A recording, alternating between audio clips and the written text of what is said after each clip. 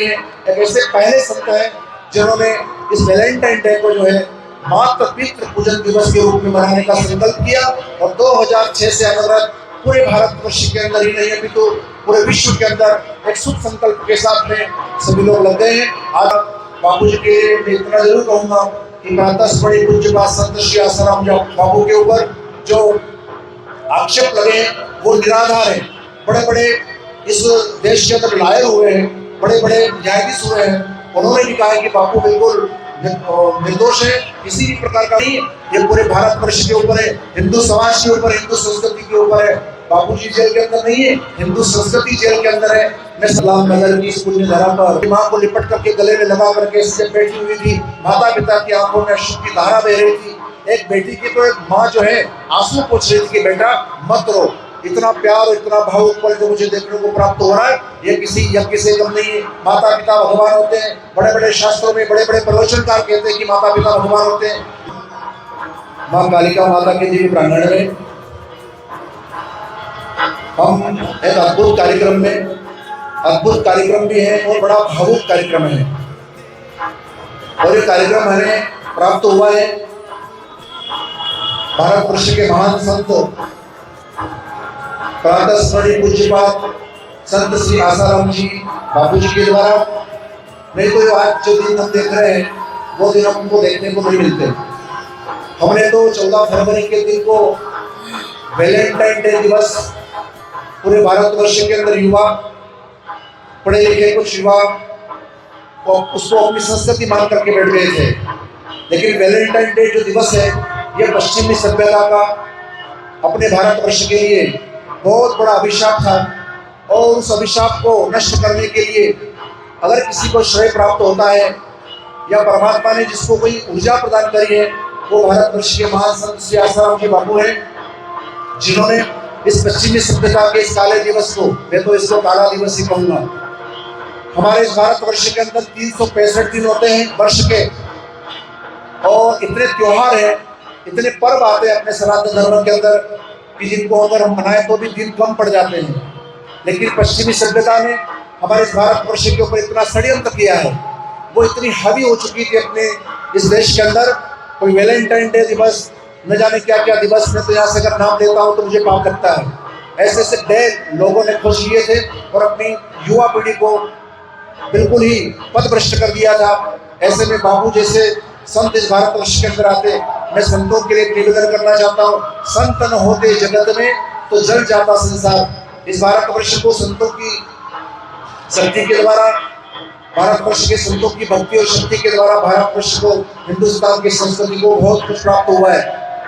मैं भारतवर्ष के समस्त संतों को प्रणाम करता हूँ, लेकिन नम्रता पूर्वक इस मंच से इतनी बात तो जरूर कहना चाहूँगा कि भारतवर्ष के अंदर पहले कोई एक ऐसे संत है जिन्होंने सनातन धर्म की बात करी है, जिसने हिंदू धर्म की बात करी है, जिसने अपनी भारतीय संस्कृति की बात करी है। एक ऐसे पहले संत हैं जिन्होंने इस वैलेंटाइन डे को जो है मातृ पितृ पूजन दिवस के रूप में मनाने का संकल्प किया और 2006 से अनवरत पूरे भारतवर्ष के अंदर ही नहीं अपितु पूरे विश्व के अंदर एक शुभ संकल्प के साथ में सभी लोग लग गए हैं। आज हिंदू समाज जाग चुका है।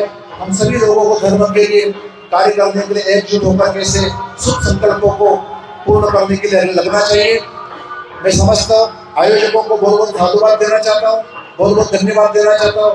मैं पंचायत आश्रम का ऋणी हूँ, रतलाम आश्रम का भी ऋणी हूँ कि जो समय समय के ऊपर पूज्यपाद संत श्री आसाराम जी के बापू के कार्यक्रमों में मुझे बुला करके ऐसे सुनहरे अवसर प्राप्त कराते हैं। इसलिए आप सभी आयोजक लोगों को बहुत बहुत बधाई देना चाहता हूँ।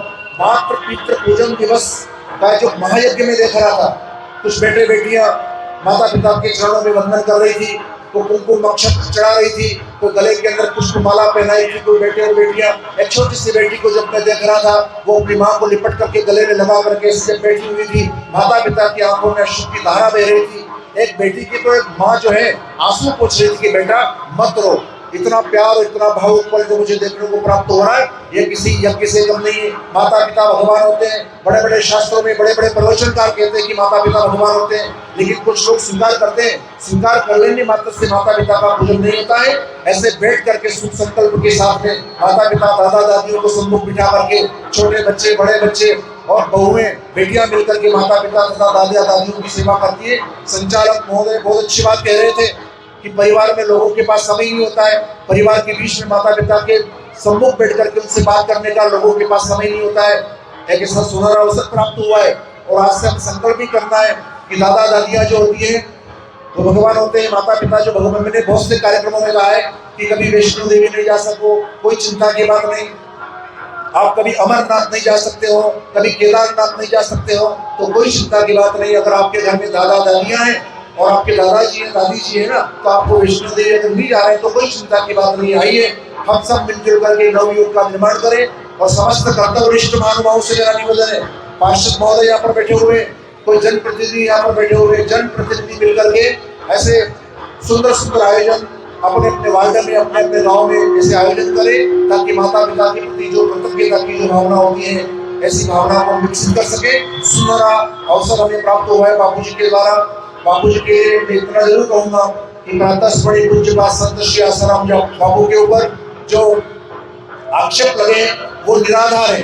बड़े बड़े इस देश के अंदर लायर हुए हैं, बड़े बड़े न्यायाधीश हुए हैं, उन्होंने भी कहा है कि बापू बिल्कुल निर्दोष है, किसी भी प्रकार का कोई ऐसा सबूत नहीं है जिसके कारण बापू को जेल की यातना भोगना पड़े।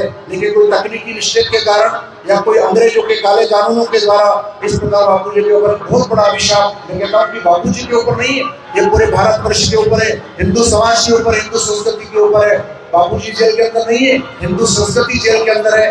मैं समस्त भारत के जनप्रतिनिधियों को, भारत की सरकार से मेरा निवेदन है कि इस प्रकार अपने हिंदू सनातन धर्म के ऊपर जो आघात होते हैं उन आघातों को सजग रह करके, सावधान रह करके अपनी हिंदू संस्कृति को बचाने के लिए, उसकी सुरक्षा के लिए हम सभी लोगों को आगे आने की आवश्यकता है। आप सभी लोगों को बहुत बहुत साधुवाद, जो माता पिता समूह बैठे हुए उनसे भी मेरा निवेदन है कि अपने बच्चों को अच्छे संस्कार दें। अगर आपका बच्चा अच्छा संस्कारित होगा तो बहुत बड़ा धन प्राप्त कर पाएगा।